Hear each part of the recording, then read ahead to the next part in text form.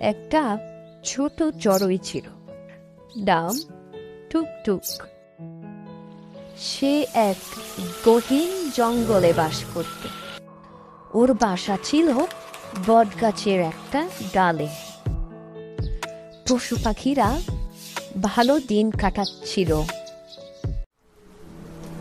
একদিন ঝড় উঠল, বাতাসে গাছ দুলছে, বাসা থেকে ডিম উড়ে যাওয়ার মতো অবস্থা।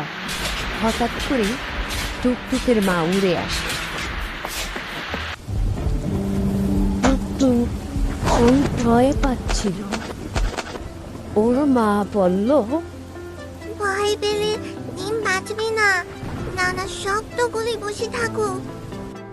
টুকটুক কাঁপতে কাঁপতে ডিমের উপর বসে রইল। এরপর ঝড় থেমে গেল। কিছুদিন পর টুকটুকের ডিম ফুটে বাচ্চা বের হলো। তারপর বলতো, সেদিন বুঝলাম সাহস মানে ভয় না পাওয়া নয়, ভয় পেয়েও যা দরকার সেটা করা মানেই সাহস।